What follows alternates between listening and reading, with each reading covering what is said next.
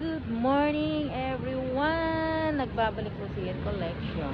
Ayan, tatawid ako, punta ako doon sa FM Station Bakery. Ayan, papunta na ako sa bahay ni Amo. Ayan, at ang ating video for today ay cleaning in the house sa bahay ni Amo. Kasi maglilinis po tayo ng bahay. Ayan, update lang. Punta tayo sa, nagano siguro nung mga wailaw. Itong van. Ang tawag doon, medical ngayon siguro. Ayan ay, ang ganda ng flowers. Oh.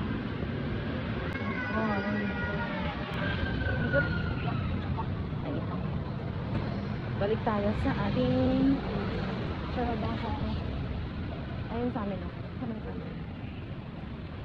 Yan yung bahay namin. Sa taas. Second floor lang. Dito na tayo sa FM station. FM station, tinapay. Pasok ako sa loob. Later! Yan na nga, nakabili na tayo ng tinapay dun sa FM station. Dito naman tayo sa Family Mart. Bili tayo ng doon na lang siguro. Doon na lang. Bili ako ng fresh milk. Ito lang ang kagandahan dito. Pagka, palakad-lakad ka. May stoplight. Tagal naman mag-stop. Ayan, medyo malapit na tayo. Hindi na ako dumaan ng hindi na ako dadaan ng 7-Eleven. Meron din naman dun sa bago pumasok sa condo, may 7-Eleven sa baba. Hindi na ako dadaan kasi may kape pala akong dalang dito. Sabag. Mainit yung kape kong dalang. So ayan, medyo malapit na tayo. Malapit lang po kasi halos magkadikit lang din naman ito. Tapos bukas dito ako maglilinis. Yan. Or pag natapos ko ngayon, dyan ako maglilinis mamaya. Saan ba yan? Yan, dyan sa building na yan. Dyan ako maglilinis. Yan o. Dyan ako maglilinis mamaya. Sila ating bunso. O diba? Waiting tayo. Naka-stoplight na ng mall. Pero pag McDo, kasi wala naman tayong budget pang McDo, no? Ito na maglilinis bukas. Sa 10th floor naman yun. 10th floor. Ayan, junior high school. Ang kulay pink na building. Ayan ako. Naka-stop pa siya. Ba't McDo? Okay. Okay. Everyday, punta talaga ng trabaho. Ayan, punta tayo na ayan o diba? Masarap talaga dyan mag-McDo kaso wala tayong budget. So ayan, dito tayo. Ayan tayo pupunta. O diba? Ang kagandahan talaga dito, no? Maglalakad ka, hindi ka mababasa ng ulan kasi may daanan na silungan. Oh, hihingal ako. Hindi katulad sa atin sa Pilipinas. Lakad ka pag umuulan, hindi ka mabasa ng ulan.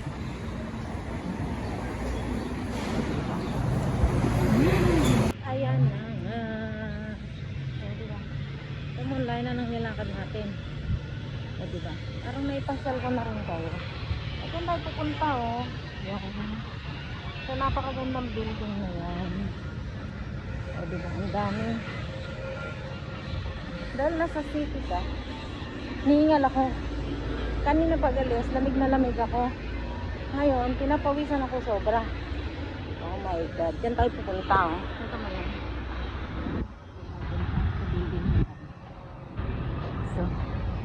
Waiting tayo. Yan yung baba ng aeroplano. Halimbawa, galing ka Pilipinas, dyan maglalanding, takbo hanggang Taoyuan. Malapit na lang kami sa Taoyuan. O diba? Napakaganda dito sa city. Hihingal talaga akong lakad. sobrang hingal na ako. Ah.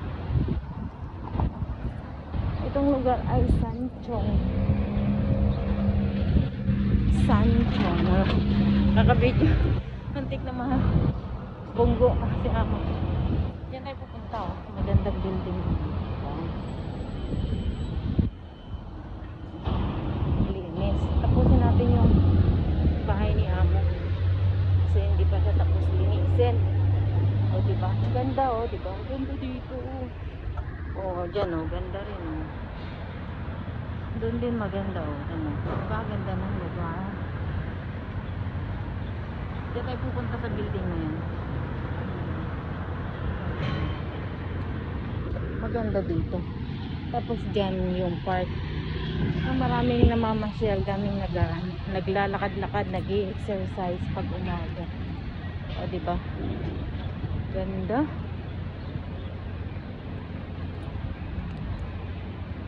Okay, okay.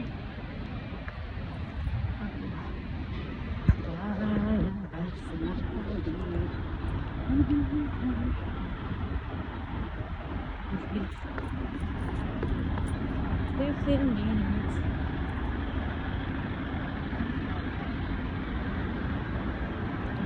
Dito tayo dumakan. Ganyan kaganda ang city. Dito na tayo. Kita mo na. Sa likod tayo dadaan. Ayan, gaganda na. Napakaganda ng ano dito, lugar. So, ayan.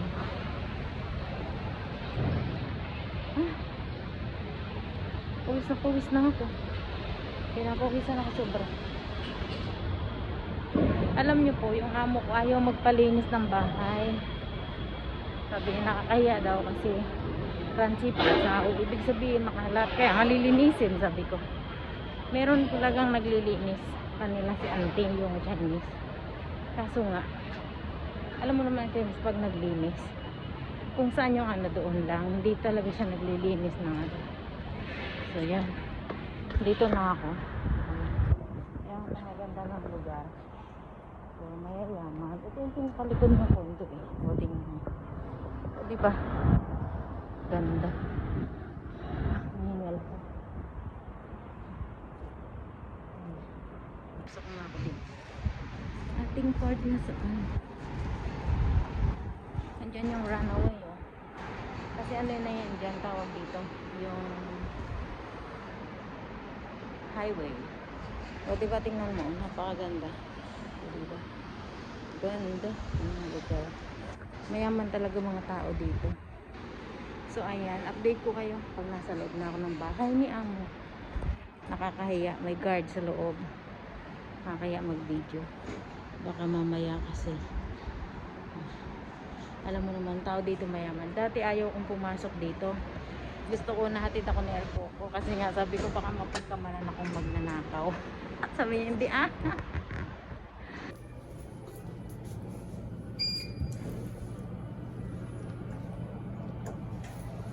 elevator para mo yamanin. Super yaman.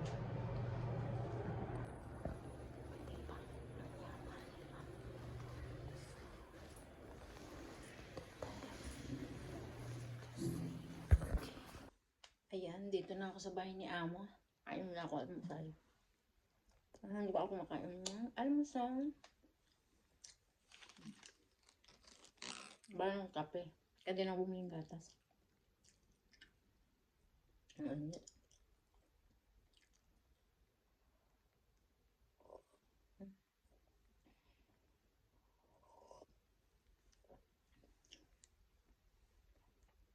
Favorite ko tong tinapay. Dagdagan ko ng tubig. Tapos na ako maglinis eh. Diba? Baka makintab na yung sahig. Wala nang kalat dito. Kusina na lang lilinisin ko at bintana.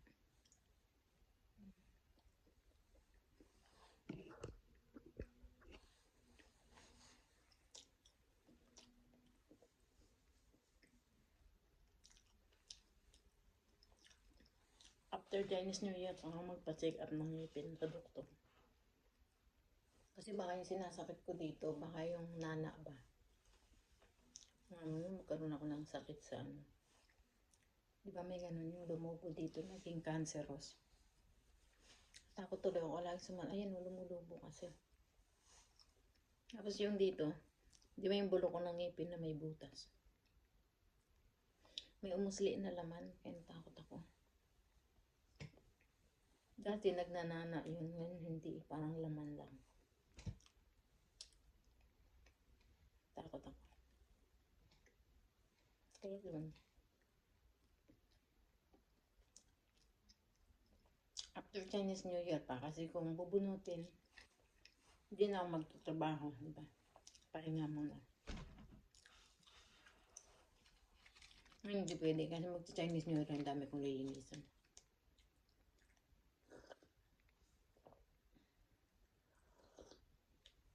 Ano itong bahay? Sobrang dami nilang pera. Yung talagang mayaman na. Wala silang pakialam sa mga kahit gaano kamahal yung mga gamit. Tapon lang ng tapon. Bibilhin. Tapos tambak dyan sa hig. Nakita mo wala na. Tinapon na. Maniwala kayo sa hindi. Ang dami binigyan ng damit. Hindi. 我要回去了，所以我关掉。这个我看见了。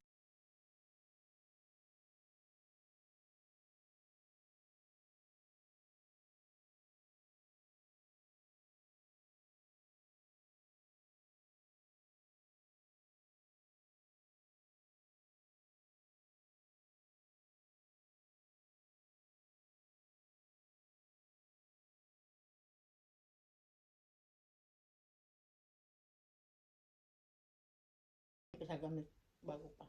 Diyan na. Isang higaan. Punong-puno ng higaan.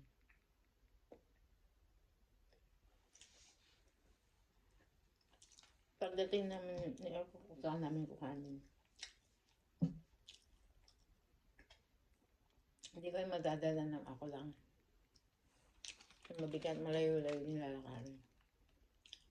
Pwede mag-taxi kami.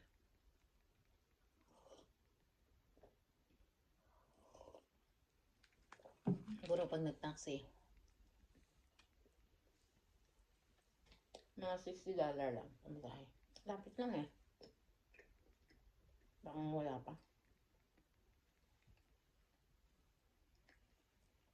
Mga nasa 30 lang yan. Lapit lang. Yung veranda, hindi ko nalilinis. Nalisin ko ngayon. Tingnan mo oh. Yung kanilang mga pinggan ay bowl pala. Itatapon yan. Tingnan mo mga magagandang mga like ito. Mga branded. Ayaw na daw niyan tinapon. Sabi ko kukuhanin ko. Diba ang maganda? Gawin ko yun sa Pilipinas. Dami gamit na magaganda. Ganun ka pala pag mayaman. Ito yung lilinisin ko kusina. Pero hindi pa ako tapos mag-almusal ito. Balat muna ko ito.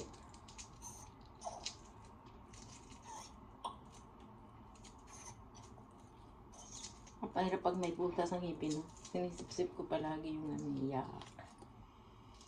Kasi nga, nagbugas naman ng kamay.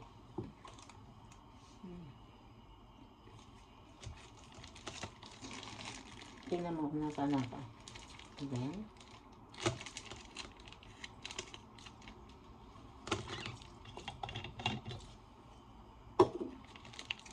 sarap ng kape.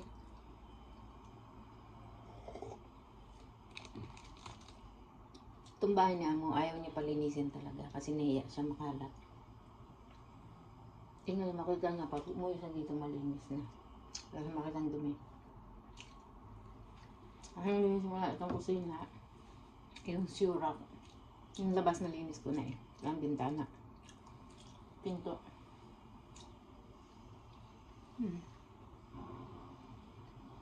Ayan. Si Collection po ay nagbabalik. Si Wylau. So at kung bago ka pa lang sa aking YouTube channel, please subscribe my YouTube channel po. Paki-share.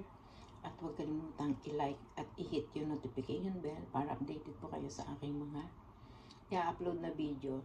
Siguro 2026 na baka mag-active na ulit ako sa YouTube. Dahil wala na akong alaga. Patay na po si Lulo. So, siguro na. Lagi lang makakagawa ng video ngayon. Yan ang ating video ina-upload lang naman. May mga kinalaman sa ating mga buhay araw-araw bilang OFW. Gusto ko ipakita sa inyo yung labas. Tara.